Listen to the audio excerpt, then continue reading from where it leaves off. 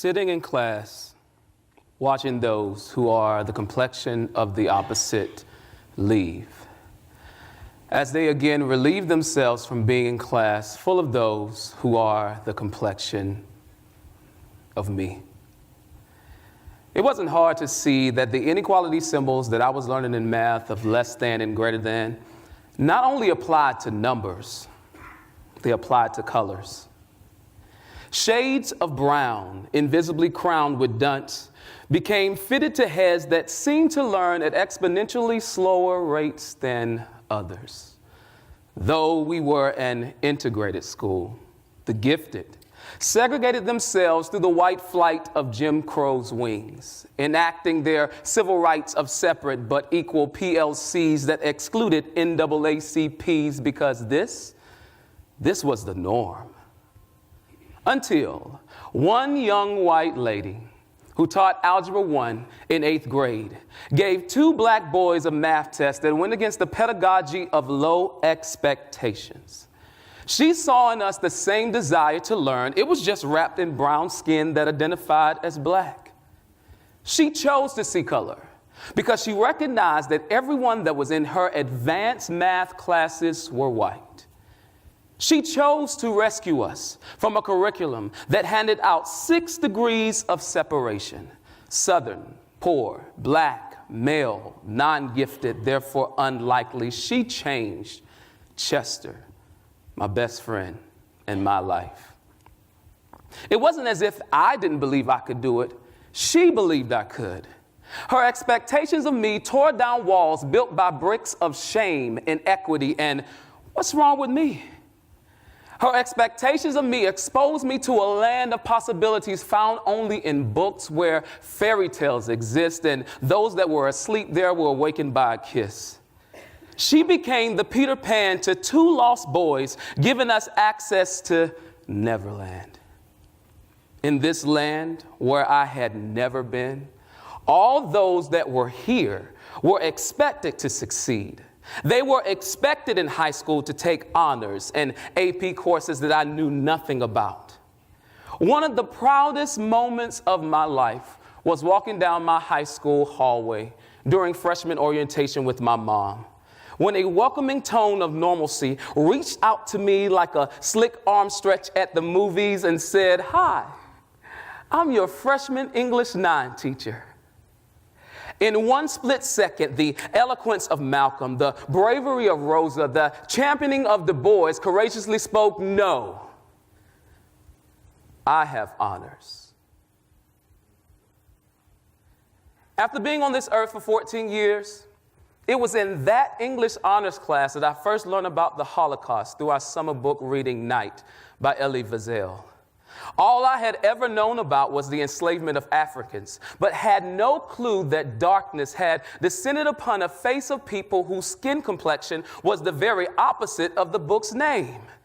This blew my mind as the winds of equity began to thrust me into competitive GPAs of those of my white peers, because honors and AP courses gave you a half to a whole grade point. Could this be the reason why brown faces perform so poorly? Because the bandwidth carrying our information was on dial-up speed, while fibers of interconnected networks sped up the advancement of those privy to a system that supported them and not those that looked like me?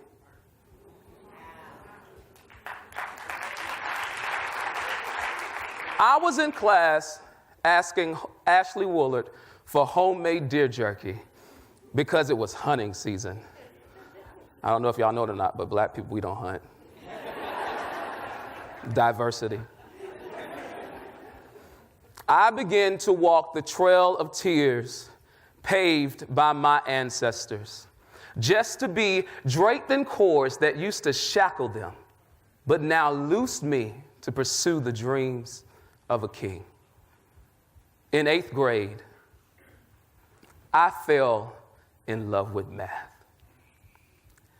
And 20 years later, I find myself teaching in the same grade and subject where one teacher's expectations of me changed the course of my life. Thank you Mrs. Simmons.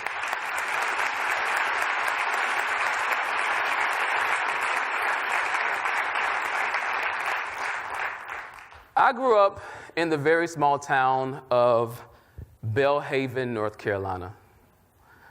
It's located in the eastern part of our state. As you can see, there's not much there. I was a bright young man. I loved learning. My mom had a nickname for me. It didn't stick, but she had a nickname for me. She called me Mastermind.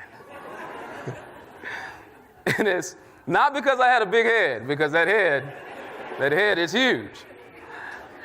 But it was because I loved learning, and I loved being right. But as I matriculated through middle school, I found out that there were some kids leaving the classroom, and I later found out that these were the gifted kids. I was left in class wondering, why wasn't I being pulled out? Because my grades were just as good as theirs were, and sometimes I scored even higher than the gifted kids. So why was I left in class? So in 8th grade, Mrs. Simmons gave Chester and me. There's one thing that has not changed about that picture, is my love for food. It has not changed. Not at all. Anybody knows me, not at all.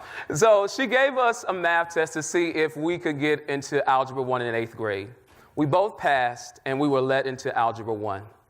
Other than currently being in grad school at UNCC, this was one of the most challenging times of my life because the gifted kids took pre-algebra in 7th grade while I was left in a 7th grade standard class and then put into an 8th grade Algebra 1 class. So Mrs. Simmons, recognizing me, changed the trajectory of my educational journey.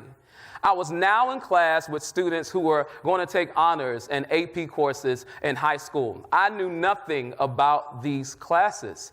And so Mrs. Simmons, looking at me and saying, "Hey, you can do that," changed my life forever. So what is expectation?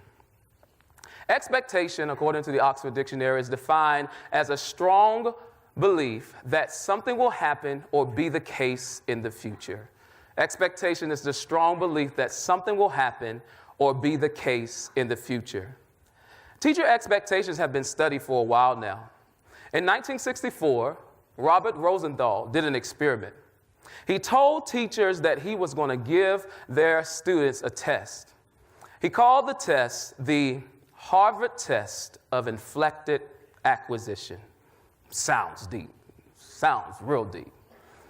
And so as a result of the test and the students that the teachers predicted that were going to do well, teachers began to treat those students differently. The test had the means of saying who was about to grow intellectually. And based off of those results, teachers began to do this.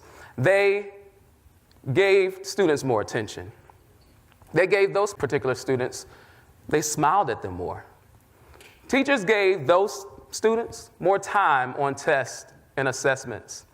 And those teachers had more contact with those students. The only problem is that Rosenthal, he lied.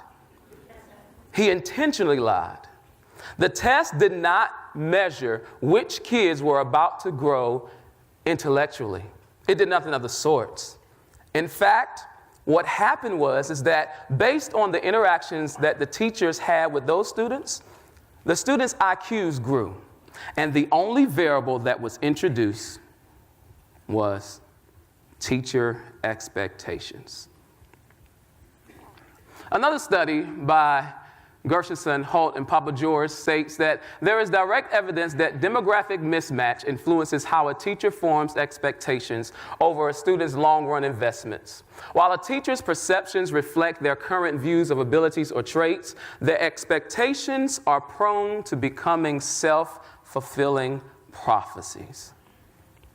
Our current reality and our demographics of CMS. While the demographics of its teachers, on the other hand, are, let's face it, most of our many of us, multicultural interactions are found in our schools. It's not found in our neighborhoods nor our places of worship usually, because as the saying goes, birds of a feather flock together. So your black reality, white reality, whatever race you are reality, is usually not the reality of someone of a different race. So it's not surprising that we have differing expectations for different subgroups because that's all we know about them. But the question is, do we really know them?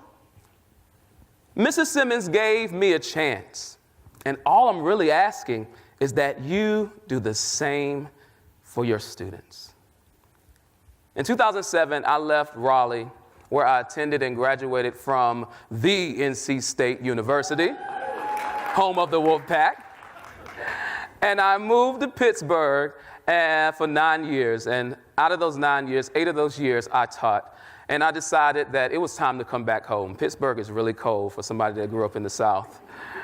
And so in 2016, I said that it was time to come back home. But home was not Belhaven, North Carolina, because there was nowhere in the world that I was going back to the country after being in Raleigh and Pittsburgh cities.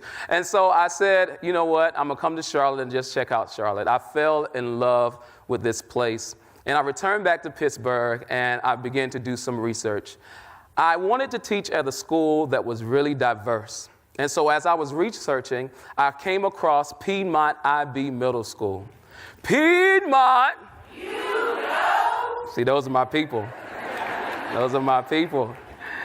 And so I looked at the demographics of Piedmont, and I saw that this was a 60% black or African American school, and it was an A+ school as well. And then I looked online and I found a video of all the things that happened at Piedmont. And before I came, I was like, there is no way I could teach at this school because they did so much. But then I took a leap of faith and I contacted Ms. Jackie Barone and I said I would like to apply for the vacant position. I got the job, and this is what I've discovered that make this place so different because I've never seen a place like this before. When you come to Piedmont, you are expected to be one of the best. And as I moved on and I started teaching at Piedmont, I noticed that in the demographics of the highest level of math in our school, Math 1 and 2, I noticed that there was little representation of Hispanic and African American males. And so we have club day at Piedmont every Monday at 6 o'clock. And so I decided to start a club that would help alleviate those demographics that I was seeing. And I called the club Aftermath. Aftermath. A club aftermath class that focuses on the aftermath of minority boys pursuing aftermath. Aftermath. Let me say it again. I don't think some of y'all got it. It's a club aftermath class that focuses on the aftermath of minority boys pursuing aftermath. Y'all ain't got to clap. I thought it was cool. Listen, I thought it was cool. And so Aftermath is designed, it's made up of 17 of the highest performing black and Hispanic boys that came to Piedmont in 5th grade who scored 5s on their EOGs. And then after 5th grade, they come to 6th grade and they join the club. And so we sat down and we talked about their 6th grade EOGs. And my heart sank because out of 17 of those students, all of them went down except for 3. And when I say went down, I mean they dropped from 5 to 4s. They dropped 10 to 15 percentile points. And I looked at my boys and I was like, y'all, what happened? And so they pretty much reverberated the same thing in their voice. Well, in 5th grade, Mr. O'Neill, I was like, I wanted to come to Piedmont. And so I really worked hard, and I felt special because I was one of the few minority boys in the class that was really doing well. And so I said, I want to go to Piedmont. And then when I got here, I was like, y'all do too much. There's projects and there's activities and then we're here and then we're there. And then I looked around and I looked and I said, hey, there's more people that look just like me. And I decided that it was just time to chill. This is what they told me in their way. And then I looked at them and I said this to them. I said the expectation of this club is that by the time you get into 8th grade, you should at least be in a Math 1 class, and that some of you will qualify to be in Math 1-2, which is broken up by semesters. This is what they taught me. They taught me is that if you do not put expectations on them, they will fall through the cracks again. And so I ask you this. What do you expect from your students?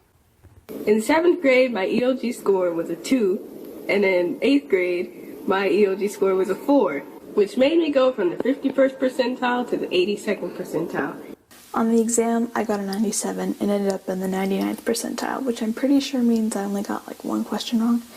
If you told me that at the beginning of the year, I would laugh in your face. 7th grade, my EOG score was a 5 in the 90th percentile, but with Mr. O'Neill, I shot up to a 5 in the 97th percentile, which was really good. I got a 2 on my 7th grade EOG, and when I moved to Mr. O'Neill's class, he helped me learn better, he helped me ask questions, he helped me comprehend things better, and my score skyrocketed to a 4.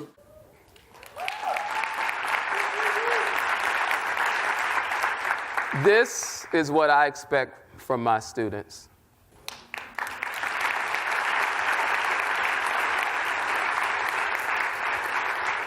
After 11 years of teaching, I know this to be true.